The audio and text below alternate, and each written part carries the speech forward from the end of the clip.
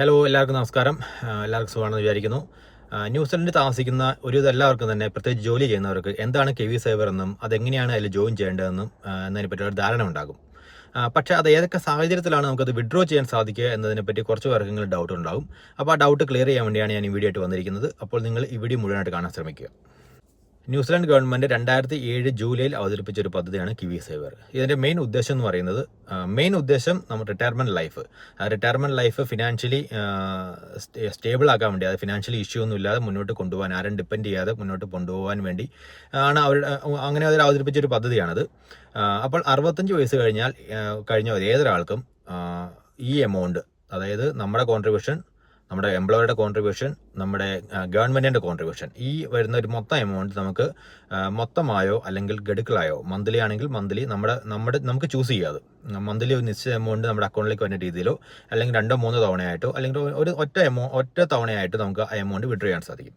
അപ്പോൾ അതാണ് ഫസ്റ്റ് ഒരു ഓപ്ഷൻ എന്ന് പറയുന്നത്. അതായത് 65 വയസ്സ് കഴിഞ്ഞാൽ റിട്ടയർമെൻറ്റ് ലൈഫ് സിമ്പിൾ ആക്കാൻ വേണ്ടിയാണ് ഗവൺമെൻറ് ഈ പദ്ധതി അവതരിപ്പിച്ചത്. ഇനി ഇതല്ലാതെ 2-3 റീസൺസ് കൊണ്ട് നമുക്ക് അതിന് മുമ്പ്, 65 വയസ്സിന് മുമ്പ് നമുക്ക് ഈ എമൗണ്ട്, കിവി സേവറിലുള്ള എമൗണ്ട്, ഫുൾ എമൗണ്ട് അല്ലെങ്കിലും കുറച്ച് എമൗണ്ട് നമുക്ക് വിഡ്രോ ചെയ്യാൻ സാധിക്കും. അതെന്തൊക്കെയാണെന്ന് നമുക്ക് നോക്കാം. ന്യൂസിലൻഡിൽ താമസിക്കുന്ന ഒരു വ്യക്തിക്ക്, അതായത് PR അല്ലെങ്കിൽ സിറ്റിസനോ ആയ ഒരു വ്യക്തിക്ക് അവരുടെ ആദ്യത്തെ വീട് വാങ്ങുവാൻ വേണ്ടിയോ, അല്ലെങ്കിൽ വീട് വയ്ക്കാൻ വേണ്ടിയുള്ള ഭൂമി വാങ്ങുവാൻ വേണ്ടിയോ നമുക്ക് കിവി സേവറിലെ ആ എമൗണ്ട് നമുക്ക് വിഡ്രോ ചെയ്യാൻ സാധിക്കും. എമൗണ്ട് ഫുൾ അല്ലെങ്കിൽ പോലും നമ്മുടെ ഗവൺമെൻറ് കോൺട്രിബ്യൂഷൻ അല്ലാതെ നമ്മുടെ കോൺട്രിബ്യൂഷനും നമ്മുടെ എംപ്ലോയറുടെ കോൺട്രിബ്യൂഷൻ നമുക്ക് വിഡ്രോ ചെയ്യാൻ സാധിക്കും. പക്ഷേ ഇതിൽ മിനിമം ഒരു നിയമവശം ഉള്ളത്, കിവി സേവർ തുടങ്ങിയിട്ട് മിനിമം 3 വർഷമെങ്കിലും ആയിരിക്കണം. അപ്പോൾ ഫസ്റ്റ് ഹോം ബൈക്ക് വേണ്ടിയാണ് നമുക്ക് ഈ കിവി സേവറിൻ്റെ എമൗണ്ട് ഉപയോഗിക്കാൻ സാധിക്കുക. ന്യൂസിലാൻഡിൽ നിന്നും വേറൊരു രാജ്യത്തേക്ക് നമ്മൾ പെർമനൻറ്റ് എമിഗ്രേറ്റ് ചെയ്യുകയാണെങ്കിൽ, റീലൊക്കേറ്റ് ചെയ്യുകയാണെങ്കിൽ, ഓസ്ട്രേലിയ ഒഴിച്ച് വേറെ ഏത് രാജ്യത്തേക്കാണെങ്കിൽ നമുക്ക് നമ്മുടെ കിവി സേവറിൽ നിന്ന് എമൗണ്ട് വിഡ്രോ ചെയ്യാൻ സാധിക്കും. അതായത് നമ്മുടെ പോർഷനും നമ്മുടെ എംപ്ലോയറുടെ പോർഷനും നമുക്ക് വിഡ്രോ ചെയ്യാൻ സാധിക്കും. ഗവൺമെൻറ്റിൻ്റെ പോർഷൻ നമുക്ക് എടുക്കാൻ സാധിക്കില്ല. പക്ഷേ ഇതിലൊരു നിയമവശമുള്ളത്, കിവി സേവർ തുടങ്ങിയിട്ട് മിനിമം 1 വർഷമെങ്കിലും ആയിരിക്കണം.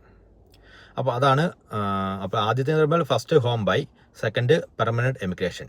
ഇനി തേർഡ് എന്ന് പറയുന്നത്, നമുക്ക് നമ്മുടെ ലൈഫിൽ ഫിനാൻഷ്യൽ ക്രൈസിസ് എന്തെങ്കിലും ഉണ്ടെങ്കിൽ നമുക്ക് നമ്മുടെ കിവി സേവറിലുള്ള ഒരു എമൗണ്ട് നമുക്ക് യൂസ് ചെയ്യാൻ സാധിക്കും. നമുക്ക് റെൻ്റ് അടയ്ക്കാൻ സാധിക്കുന്നില്ല, നമുക്ക് വീട് മേടിച്ചിട്ട് നമുക്ക് മോർഗേജ് അടയ്ക്കാൻ സാധിക്കുന്നില്ല, നമ്മുടെ മിനിമം ഡെയിലി എക്സ്പെൻസ് നമുക്ക് മീറ്റ് ചെയ്യാൻ സാധിക്കുന്നില്ല, നമുക്ക് മുന്നോട്ട് കൊണ്ടുപോകാൻ സാധിക്കുന്നില്ലെങ്കിൽ അതിന് നമുക്ക് നമ്മുടെ കിവി സേവറിലെ എമൗണ്ട് നമുക്ക് യൂസ് ചെയ്യാൻ സാധിക്കും.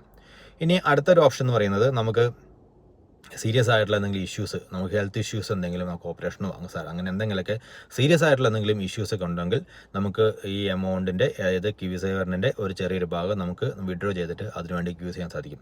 അപ്പോൾ ഇങ്ങനെയൊക്കെയുള്ള 3-4 ഓപ്ഷൻസ് വഴിയാണ് നമുക്ക് ഈ റിട്ടയർമെൻറ്റ് ലൈഫ് അല്ലാതെ തന്നെ നമുക്ക് എമൗണ്ട് വിഡ്രോ ചെയ്യാൻ, ഫുൾ എമൗണ്ട് അല്ലെങ്കിലും കുറച്ച് സം പോർഷൻ ഓഫ് എമൗണ്ട് നമുക്ക് വിഡ്രോ ചെയ്യാൻ സാധിക്കാനുള്ള സാഹചര്യങ്ങൾ ഇതൊക്കെയാണ്. ഇനി അതെങ്ങനെയാണ് നമുക്ക് വിഡ്രോ ചെയ്യാൻ സാധിക്കുക എന്നതെന്ന് പറഞ്ഞാൽ, നമ്മൾ ഏതാണ് നമ്മുടെ കിവി സേവർ പ്രൊവൈഡർ എന്ന് നമുക്ക് നോക്കുക. എന്നിട്ട് അവിടെ ഓൺലൈൻ വഴി നമുക്ക് നമ്മുടെ ഡോക്യുമെൻറ്റ് സബ്മിറ്റ് ചെയ്യുക, നമുക്ക് ആപ്ലിക്കേഷൻ ഫില്ല് ചെയ്തിട്ട് സബ്മിറ്റ് ചെയ്യുക. ഇത് നമുക്ക് എമൗണ്ട് കിട്ടുന്ന ഒരു കാലയളവ് എന്ന് പറയുന്നത്, അത് നമ്മുടെ കിവി സേവർ പ്രൊവൈഡറുടെ ഒരു കൺവീനിയൻസ് പോലെ ഇരിക്കും. ചിലപ്പോൾ പെട്ടെന്ന് തന്നെ കിട്ടും. ഡിപ്പെൻഡ്സ് നമ്മുടെ ആവശ്യവും അവരുടെ കാര്യങ്ങളൊക്കെ, പേപ്പേഴ്സൊക്കെ പ്രോസസ്സ് ചെയ്യാനുള്ള ടൈം പോലെ ഇരിക്കും നമുക്ക് എമൗണ്ട് നമ്മുടെ ബാങ്കിലേക്ക് വരുന്നത്. അപ്പോൾ ഇങ്ങനെയൊക്കെയുള്ള കുറച്ച് സാഹചര്യങ്ങളിലാണ് നമുക്ക് ഈ കിവി സേവറിൻ്റെ എമൗണ്ട് നമുക്ക് ഈ 65 വയസ്സായ റിട്ടയർമെൻറ്റ് ലൈഫ് അല്ലാതെ അതിന് മുമ്പ് നമുക്ക് വിഡ്രോ ചെയ്യാനുള്ള ഓപ്ഷൻസ് ഇതൊക്കെയാണ്.